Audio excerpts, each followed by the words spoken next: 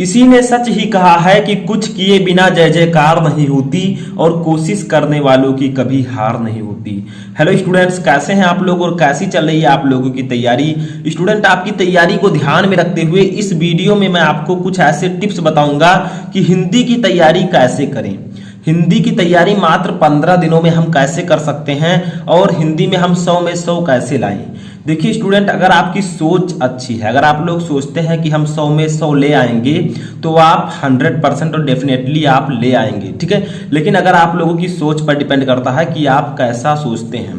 देखिए, सबसे पहले मैं आपको कुछ ऐसी चीजें बताऊंगा, यहाँ पर मैंने कुछ चीजें आपके लिए इंपॉर्टेंट लिखी हैं जिसकी सहायता से आप हिंदी की अच्छे से अच्छी तैयारी कर सकते हैं, ठीक है। तो इस वीडियो को आपको लास्ट तक देखना है क्योंकि आपको भी कोशिश करते रहना है, आपको अच्छे मार्क से पास होना है ताकि आप अपना और अपने माता पिता का नाम रोशन कर सकें। इससे पहले भी मैंने केमिस्ट्री का वीडियो बनाया था कि केमिस्ट्री की तैयारी कैसे करें, उसको भी आप लोगों ने बहुत ज़्यादा प्यार दिया। तो आज हम डिस्कस करेंगे कि हिंदी की तैयारी कैसे करें। हो सके तो इस वीडियो को लाइक कर दीजिएगा, ठीक है। तो देखिए, व्हाट इज हिंदी, ठीक है। सबसे पहले मैं ये आपको ग्राफिक्स के जरिए समझाना चाहता हूं कि आखिरकार हिंदी है क्या, ठीक है। देखिए, हिंदी जो है 4 चीजों का मिश्रण है। Number 1, number 2, number 3 and that's a number 4, ठीक है। अब देखिए, नंबर 1 पर मैंने रखा है, ठीक है, हिंदी गद्य को। हिंदी गद्य को मैं 12th वालों को इसी प्रकार से अच्छे से समझना है, 12th वालों को। और दूसरा मैंने रखा है हिंदी पद्य, ठीक है, हिंदी पद्य। तीसरा है संस्कृत, हिंदी संस्कृत, ठीक है। और चौथा है हिंदी व्याकरण, ठीक है। 4 पार्ट्स में आप हिंदी को डिवाइड कर सकते हैं। देखिए, 12th वाले आप लोग क्या कर सकते हैं, 4 पार्ट में हिंदी को डिवाइड कर सकते हैं, ठीक है। हिंदी है क्या, तो देखिए 4 पार्ट्स में आपने डिवाइड कर लिया। मैं आपको ये भी बताऊंगा कि आखिर आपको कौन कौन से जीवन परिचय को याद करना है, ठीक है, कौन कौन से आपको टॉपिक को याद करना है जो हमेशा पूछे जाते हैं। सब कुछ वीडियो में डिस्कस करने वाला हूं, तो एक वीडियो है भाई, लास्ट तक देख लो, क्या पता कोई इंपॉर्टेंट टॉपिक आपको मिल ही जाए और आप आसानी से बोर्ड एग्जाम में टॉप कर सकें। देखिए, सबसे पहले हम यहाँ पर बात करेंगे फर्स्ट टिप की। मैं आपको 5 टिप्स बताऊंगा जिसमें से एक आपका सिर्फ बोनस टिप है, ठीक है। ना ये हिंदी गद्य में आता है ना पद्य में, दोनों में आता है। देखिए, पर डे आपको, ये नहीं है सॉरी, यहाँ पर ये आपका टिप्स है, एक दिन में हिंदी साहित्य के कम से कम 50 बहुविकल्पीय प्रश्न पढ़ें, ठीक है। यानी कि आप पर डे, अब आपके पास ज्यादा समय नहीं है, आप हिंदी साहित्य, हिंदी गद्य साहित्य और हिंदी पद्य साहित्य के कम से कम 50 बहुविकल्पीय प्रश्न पढ़ें, ठीक है। क्यों? क्योंकि ये जो क्वेश्चन है बहुविकल्पीय प्रश्न, वो आपके बोर्ड एग्जाम में 10 नंबर के पूछे जाते हैं, ठीक है, स्टार्टिंग में। तो 10 नंबर बहुत ज्यादा महत्व रखता है आपकी परसेंटेज में। तो बहुत सारे इंपॉर्टेंट बहुविकल्पीय प्रश्न मैं पढ़ा चुका हूं, तो उसको आप जाकर देख सकते हैं। क्योंकि आपको कम से कम 500-600 पढ़कर जाना है, जितने भी इंपॉर्टेंट है उनको पढ़कर जाना है, ठीक है। सभी को पढ़ लेंगे तो और अच्छी बात है। ये तो आपका था बोनस टिप्स। अब सबसे पहले हम बात करेंगे हिंदी गद्य की, ठीक है, हिंदी गद्य। अब देखिए, हिंदी गद्य को भी हम कई पार्ट में डिवाइड कर सकते हैं। व्हिच इज द पार्ट्स, जैसे महत्वपूर्ण गद्यांश, ठीक है, महत्वपूर्ण गद्यांश। उसके बाद में हम हिंदी गद्य को डिवाइड कर सकते हैं, इसमें एक चीज और पूछा जाता है जो कि है जीवन परिचय, जीवन परिचय, ठीक है। तो देखिए, आपको हिंदी गद्य में जो इंपॉर्टेंट गद्यांश है, जो कि आपके बोर्ड एग्जाम में 10 नंबर के पूछे जाते हैं, उनको पढ़कर जाना है, ठीक है।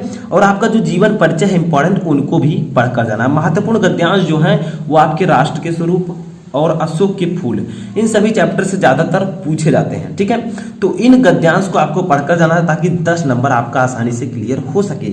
आप उन गद्यांश को पढ़िए जिनके पूछे जाने के ज्यादातर चांसेस हैं। अब मैंने भी आपको बहुत सारे इंपॉर्टेंट गद्यांश बताए हैं, अगर आप लोग उन्हें देख लेते हैं तो आपको एक आइडिया हो जाएगा कि हमें हिंदी में गद्यांश सॉल्व कैसे करना होता है और इंपॉर्टेंट गद्यांश कौन से हैं, ठीक है। तो आप लोग जाकर देख सकते हैं। 2 चैप्टर इसमें बहुत ही इंपॉर्टेंट है, एक है अशोक के फूल, एक है राष्ट्र का स्वरूप, ठीक है। इनके गद्यांश को आप जरूर पढ़ें। उसके बाद में जीवन परिचय आता है। जीवन परिचय अगर हिंदी गद्य की बात की जाए तो ये 5 नंबर के पूछे जाते हैं, सभी को पता है, ठीक है। अब अगर हिंदी गद्य की बात की जाए तो 2 जीवन परिचय बहुत ही इंपॉर्टेंट है। एक है वासुदेव शरण अग्रवाल, ठीक है, वासुदेव शरण अग्रवाल, और एक है आपका आचार्य हजारी प्रसाद द्विवेदी, आचार्य हजारी प्रसाद द्विवेदी। तो ये दोनों जो जीवन परिचय हैं ये आपके बोर्ड एग्जाम में 99% पूछे जा सकते हैं। दोनों को पढ़ लीजिए, एक ना एक आने वाला है। ठीक है, मैं आपको स्टडी टिप्स दे रहा हूं ताकि पढ़ाने के साथ साथ आपको अच्छे से ये भी पता चल सके कि कौन कौन सी चीजें हमें जरूर से जरूर पढ़ना चाहिए। ठीक है, नंबर 2 यहां पर हमारा आता है सेकंड जो मैंने डिवाइड किया है वो आपका है हिंदी पद्य। ठीक है, हिंदी पद्य। अब हिंदी पद्य में देखिए आपको क्या पढ़कर जाना है।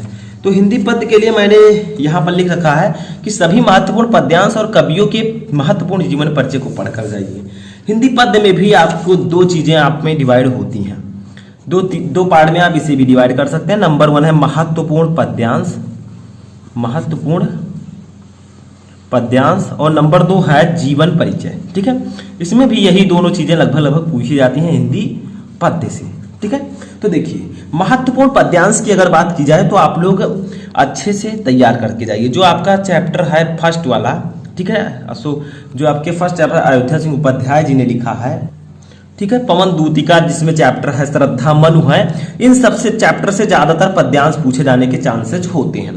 तो 10 नंबर आपका क्लियर हो सकता है अगर आप लोग श्रद्धा मनु और पवन दूतिका के एक भी पद्यांश को नहीं छोड़ेंगे, सभी को पढ़ लेंगे तो। ठीक है, तो इस प्रकार से आपको पढ़कर जाना है, 10 नंबर ये भी आपका क्लियर हो जाएगा।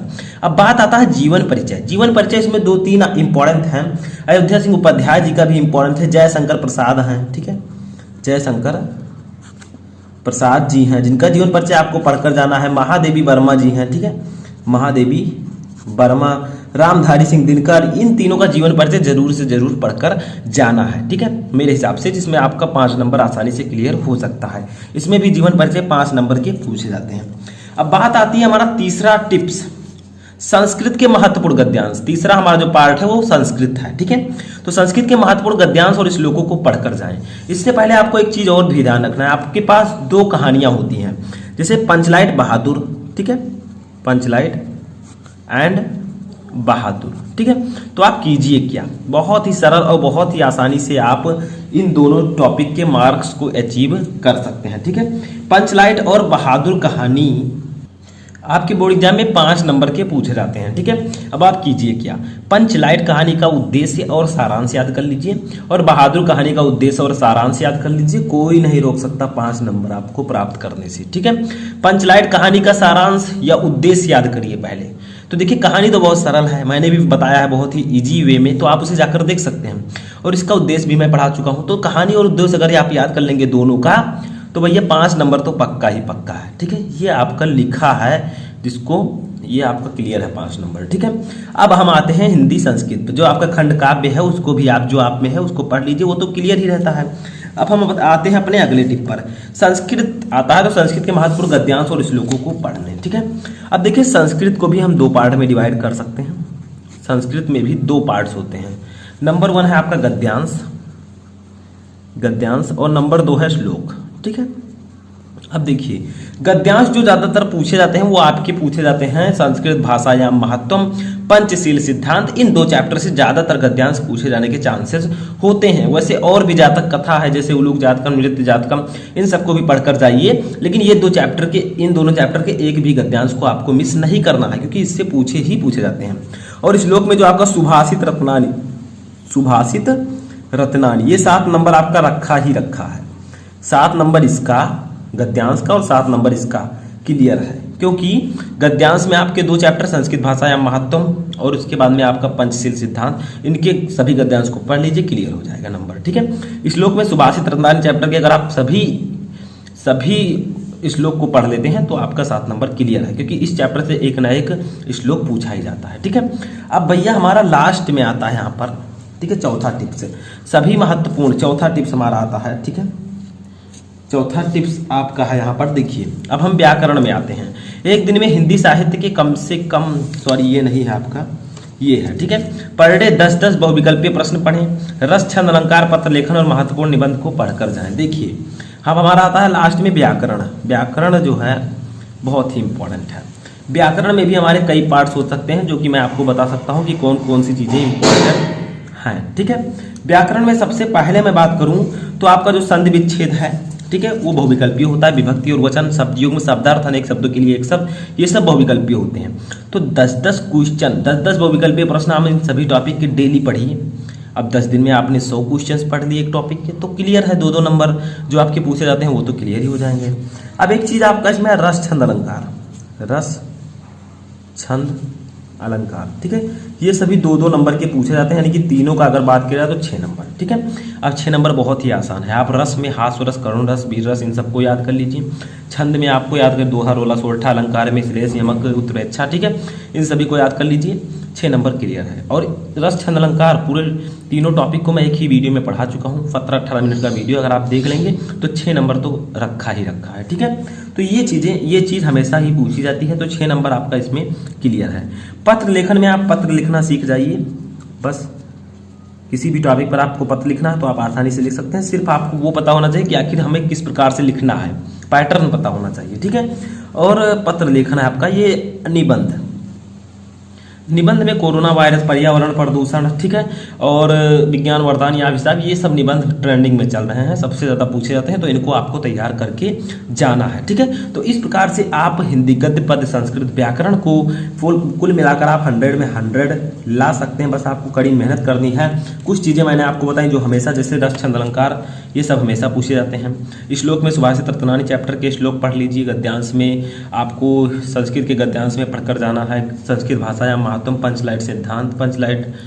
पंचशील सिद्धांत, ठीक है। तो ये सब चीज़ें आपको पढ़कर जानी है। आप आसानी से हिंदी की तैयारी कर सकते हैं, अभी भी समय है, आप लोग सुधर जाइए और आसानी से आप लोग अच्छे से तैयारी कीजिए, ताकि आप हिंदी में, जो कि आपका स्कोरिंग सब्जेक्ट है, फर्स्ट पेपर है, उसमें आप लोग अच्छा मार्क ला सकें, ठीक है। फर्स्ट पेपर में आप डिमोटिवेट ना हो, इसलिए अभी से तैयारी करना स्टार्ट कर दीजिए। तो कैसा लगा आपको ये वीडियो, कमेंट बॉक्स में बताएं, और आपका इस वीडियो का कौन सा पार्ट आपको सबसे ज़्यादा अच्छा लगा उसको भी कमेंट बॉक्स में बताएं।